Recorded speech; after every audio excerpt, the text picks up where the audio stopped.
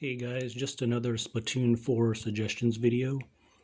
If you haven't yet, please check out and listen to my other videos. This will give you a better understanding of where I want to see this franchise go for the new generation of players. Also bringing in, old players, but mostly bringing in new players. And if you have time, please check those out. So this is all about, the topic here is do-it-yourself customization, specifically visual. I was going to go really in depth with it. It was going to be like this Armored Core style weapon stat, weapon kit customization. But there are plenty of YouTubers who will go into detail on stats, numbers for different types of weapons and weapon kits. But I'm just here to talk about the extensive visual aspect of this game that I'd like to see. And I want to keep things simple because, it's still a kid's game. They play an important part for continuing this franchise. So anyways, this was originally going to be like an Armored Core, Call of Duty, Soul style, a bunch of math and stats involved. But, I know there's probably kids listening to this. So anyways, do it yourself visual customization.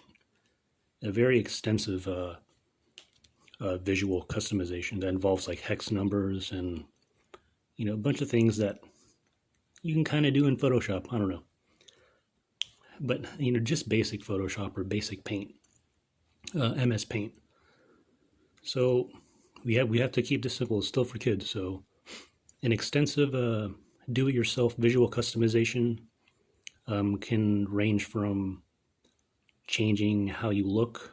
So your avatar, of course, we have the usual basic options to change your look. What else? Let's see. Of course, changing the color of your gear and your weapons.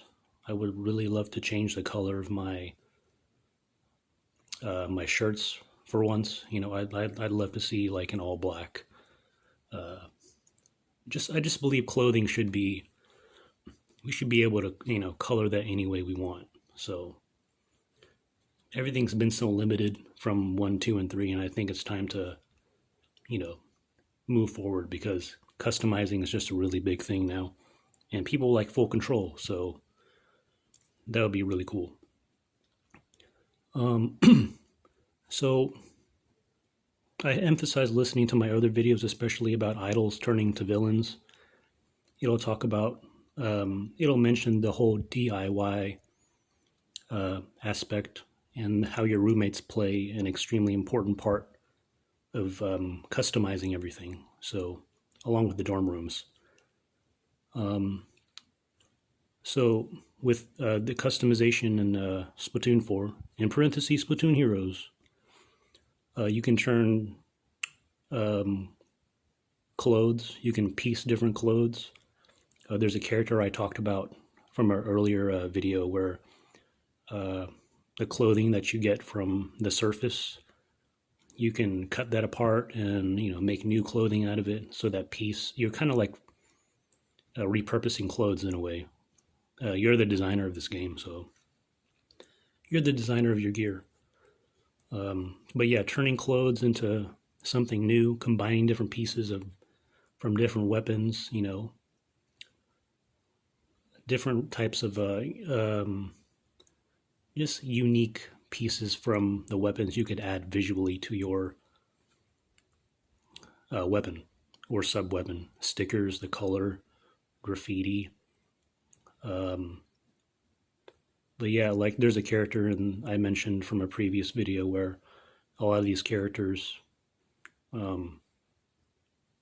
help you along your coming of age journey, and there's one in specific who will help you with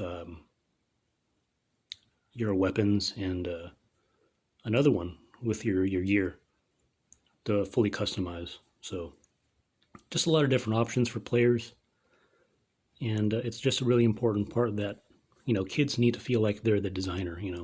Having full control and artistically with how you want to look in the game would be very interesting to see. And because like I said, Splatoon's such a great game. It just feels all the games still feel limited in a way, especially the hub world. That's a whole nother topic I'll talk about soon. So, and with Splatoon 4, I wouldn't be surprised if they announced it during the Nintendo Switch 2 Direct, but I doubt it. Um, but anyways, back on topic. Customization, DIY customization.